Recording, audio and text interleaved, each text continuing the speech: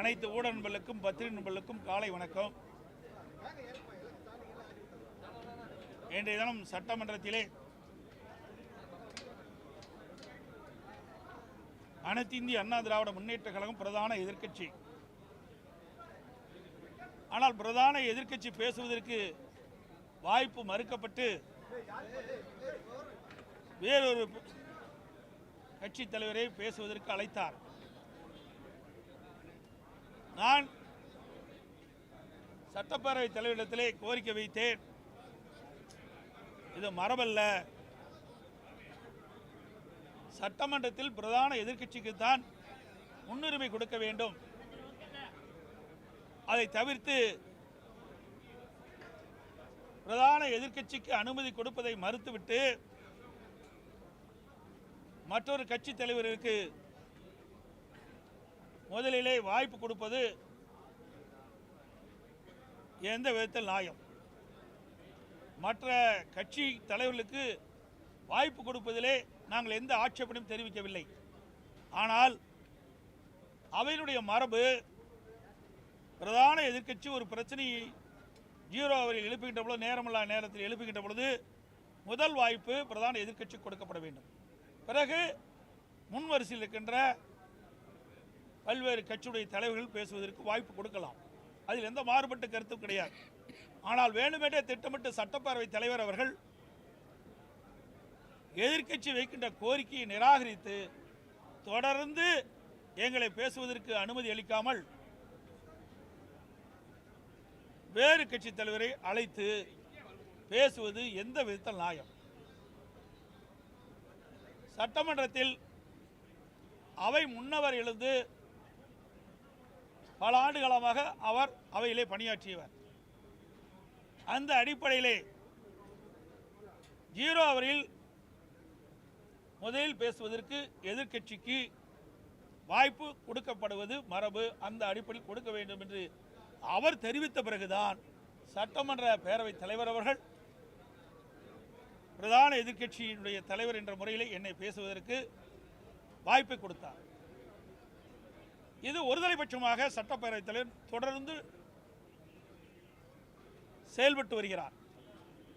அதோடு ஏற்கனவே சட்டமன்றத்தில் சட்டமன்ற உறுப்பினர்கள் கேள்வி கேட்கின்றதை சட்டமன்ற அவைக்குள் நேர் அலையில் ஒளிபரப்பு செய்யப்பட்டு வந்தது. 2023 ஆண்டு முதல் சட்டப்பேரவைத் தலைவர் சட்டமன்றத்தில் அறிவித்தார், இனி மாண்பு உறுப்பினர் அவர்கள் கவன ஈர்ப்பு தீர்மானம் கொண்டு வந்து அதை அவையில் பேசுகின்ற பொழுது அதையும் நேரலையில் ஒளிபரப்பு செய்யப்படும் என்று அறிவிப்பை வெளியிட்டார். அதன் அடிப்படையில் 1/4/2025 அன்று மாண்பு உறுப்பினர் டாக்டர் விஜயபாஸ்கர் அவர்கள் காவிரி குண்டாறு பிரச்சனை குறித்து மாண்புமிகு பொதுப்பணி நீர்வளத்துறை அமைச்சர் அவருடைய கவனத்திற்கு கொண்டு வந்தார். அப்பொழுது அவர் பேசிய போது நேர் அலையில் ஒலிபரப்பு செய்யப்படவில்லை. இது அனைத்து ஊடக நண்பர்களுக்கும் தெரியும், பத்திரிகை நண்பர்களுக்கும் தெரியும். அதோடு மாண்புமிகு உறுப்பினர் அக்ரி கிருஷ்ணமூர்த்தி அவர்கள் 26/3/2025 அன்று திருச்செந்தூர் மற்றும் ராமேஸ்வரம் அந்த திருக்கோயில் கூட்டத்தில் நெரிசலில் சிக்கி இறந்தவர் குறித்து கவன ஈர்ப்பு தீர்மானம் கொண்டு வந்தார். அவர் அவையில் பேசிய போதும் நேரலையில் ஒளிபரப்பு செய்யப்படவில்லை. இதைத்தான் நாங்கள் கொண்டு வந்தோம். ஆளுகின்ற கட்சி சேர்ந்த மாண்புமிகு உறுப்பினர்களும் ஆளுங்கட்சிக்கு துணையாக கூட்டணியில் அங்கம் வைக்கின்ற திமுக கூட்டணியில் அங்கம் வைக்கின்ற கட்சியுடைய உறுப்பினர்களும் பேசுகின்ற பொழுது, கவன ஈர்ப்பு தீர்மானத்தில் பேசுகின்ற பொழுது அதை நேரலையிலே ஒளிபரப்பு செய்கிறார்கள். ஆனால் அனைத்து இந்திய அண்ணா திராவிட முன்னேற்ற கழக மாண்பு உறுப்பினர் அவர்கள் கவன ஈர்ப்பு கொண்டு வந்து பேசுகின்ற பொழுது நேரலையில் ஒளிபரப்பு செய்யப்படுவதில்லை. இதைத்தான் நாங்கள் சுட்டிக்காட்டினோம். எதற்கு ஒருதலைபட்சமாக நீங்கள் நடந்து கொள்கிறீர்கள்? அக்குடைய பிரச்சனையை தான் நாங்கள் சுட்டிக்காட்டுகின்றோம். ஆக எங்களுடைய உறுப்பினர் பேசுவதை காட்டி, கேட்கின்ற கேள்வியை காட்டி அதற்கு அமைச்சர் சொல்லுகின்ற பதில் அதையும் கேட்டால் தான் மக்களுக்கு புரியும். ஆனால் எதிர்க்கட்சி உறுப்பினர்கள் பேசுகின்ற கேள்வி கேட்கின்ற கேள்வி காட்டுவது கிடையாது, நேரலை ஒளிபரப்பில் செய்வது கிடையாது. அதற்கு மாண்புமிகு அமைச்சர்களும் முதலமைச்சரும் பதில் சொல்கிறார்கள். அதை மட்டும் நேரலையிலே காண்பிக்கிறார். அப்பொழுது மக்களுக்கு எப்படி புரியும்? என்ன கேள்வி கேட்டார்கள், அதற்கு மாண்புமிகு அமைச்சர்கள் என்ன பதில் சொன்னார்கள் என்று எப்படி மக்களுக்கு தெரியும்? அதைத்தான் நாங்கள் கோடிட்டு காட்டினோம். அதோடு 2021 சட்டமன்ற பொதுத் தேர்தலின் போது திராவிட முன்னேற்ற கழக தேர்தல் அறிக்கையில் குறிப்பிட்டிருக்கின்றார்கள். திராவிட முன்னேற்ற கழகம் ஆட்சிக்கு வந்தவுடன் சட்டமன்றத்தில் மாண்பு உறுப்பினர்கள், மாண்பு அமைச்சர்கள், பிரதான எதிர்க்கட்சி தலைவர்கள், பிரதான எதிர்க்கட்சி முன் வரிசையில் அமர்ந்திருக்கின்ற பல்வேறு கட்சியுடைய தலைவர்கள், சட்டமன்ற கட்சி தலைவர்கள் பேசுகின்றதே நேரலையில் ஒளிபரப்பு செய்யப்படும் என்று அந்த தேர்தல் அறிக்கையிலே திராவிட முன்னேற்ற கழக தேர்தலில் குறிப்பிட்டார்கள். அதைத்தான் நாங்கள் நடைமுறைப்படுத்தி சொல்கிறோம். 4 ஆண்டு நிறைவு பெற்று விட்டது, 5வது ஆண்டு. ஏன்னா இப்போ பட்ஜெட் கூட்டம் முடிஞ்ச பிறகு அப்புறம் இடைக்கால பட்ஜெட் ஒன்று வரும், மழைக்கால கூட்டத்தொடர் ஒன்று வரும், அப்புறம் மேதக ஆளுநர் வரும். அதோட முடிஞ்சு போச்சு. இதுவரை அவர்கள் கொடுக்கப்பட்ட வாக்குறுதி நிறைவேற்றப்படவில்லை. அதைத்தான் நாங்கள் கேட்டோம். அதோடு நேற்றைய தினம் டாஸ்மாக் நிறுவனம் உச்சநீதிமன்றத்திலே ஒரு வழக்கை தொடர்கின்றது, மேல்முறையீடு செய்கின்றது. அது இன்றைய தினம் வந்திருக்கின்றது, பத்திரிகையில் ஊடகத்தில் செய்தி வந்திருக்கின்றன. அதை கோடிட்டு காட்டி ஒரு அரசு நிறுவனமே எதற்கு மேல்முறையீடு செய்கிறது? இதே அரசுடைய கவனத்திற்கு கொண்டு வருகின்ற பொழுது எங்களை வலுக்கட்டாயமாக வெளியேற்றிவிட்டு நாங்கள் வெளியேறிய பிறகு முதலமைச்சர் அவர்கள் பேசுவதற்கு சட்டப்பேரவைத் தலைவர் அனுமதி கொடுக்கிறார். அப்பொழுது முதலமைச்சர் பேசுகின்ற பொழுது எங்களை பற்றி கடுமையான விமர்சனம் செய்கின்றார். அது அவைக்குறிப்பிலே ஏறுகிறது, பதிவாகிறது. அதை ஊடகத்தின் வாயிலாக, பத்திரிகையின் வாயிலாக வெளிப்படுத்துகிறார்கள். ஆனால் பிரதான எதிர்க்கட்சி என்ற முறையில் மக்களுடைய பிரச்சனையை அரசுடைய கவனத்துக்கு கொண்டு வருவதை அவள் நேரலையில் ஒளிபரப்பு செய்வதில்லை. அதை அவைக்குறிப்பிலும் பதிவு செய்வது கிடையாது. இது எந்த விதத்தில் நியாயம்? ஒரு சர்வாதிகார போக்கு. சட்டப்பேரவைத் தலைவர் ஒருதலைபட்சமாக நடந்து கொள்கிறார். உண்மையிலேயே இந்த முதலமைச்சருக்கு தில்லு திராணி தெம்பு இருந்தா சட்டமன்றத்திலேயே எங்களுக்கு பேசுவதற்கு வாய்ப்பு அளித்து அதற்குண்டான பதிலை அவையிலே பதிவு செஞ்சா அவரை நாங்கள் வரவேற்போம்.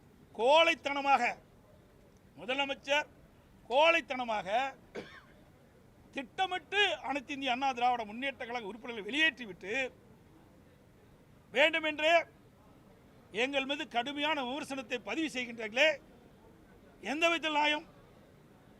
சொல்லியிருக்கிறார். எங்களுடைய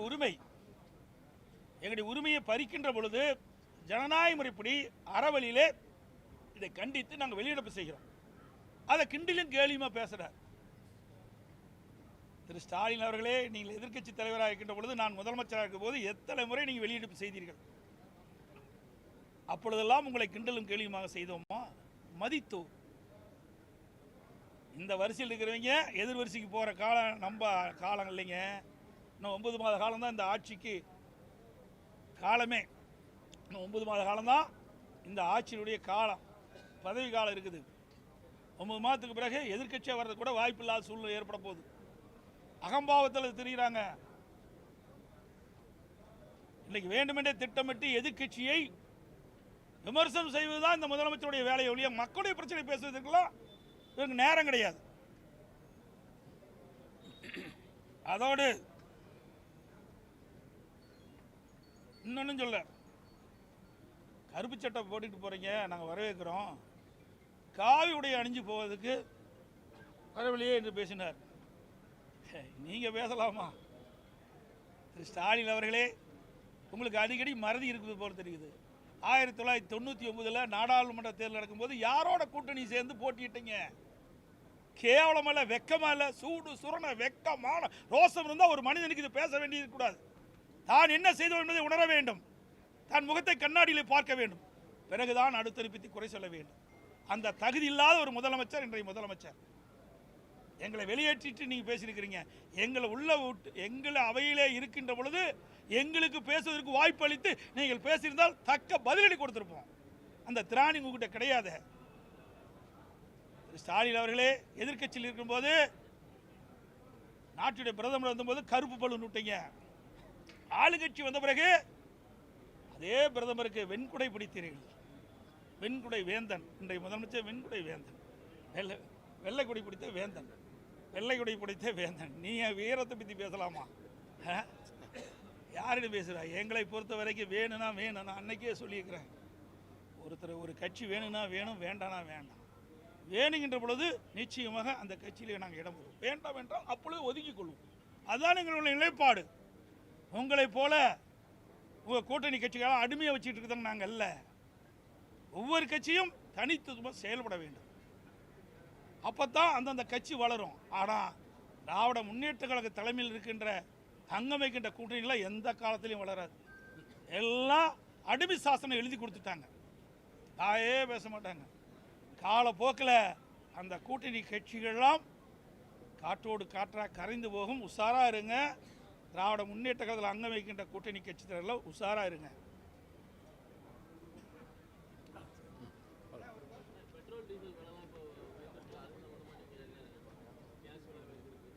கேஸ் விலையை மத்திய அரசு குறைக்கப்பட வேண்டும். அது எங்களுடைய கோரிக்கை.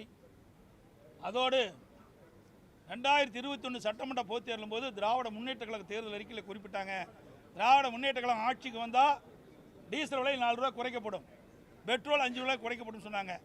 ஆட்சிக்கு வந்து 4 வருஷம் ஆகி போச்சு. பெட்ரோல் மட்டும் 2 வருஷம் 2 ரூபா குறைச்சாங்க, 3 ரூபா குறைச்சாங்க, 2 ரூபா குறைக்கல. டீசலுக்கு இன்னும் விலை குறைக்கவே இல்லை. எங்கே இவர்கள் வந்து ஏன் இது வரைக்கும் விலை குறைக்கல? இன்றைக்கி மத்திய அரசு ஒரு நிலையில் டீசல் விலை குறைச்சாங்க. அப்போ ஆந்திரா, கர்நாடகா, பாண்டிச்சேரிலாம் டீசல் விலை குறைச்சாங்க.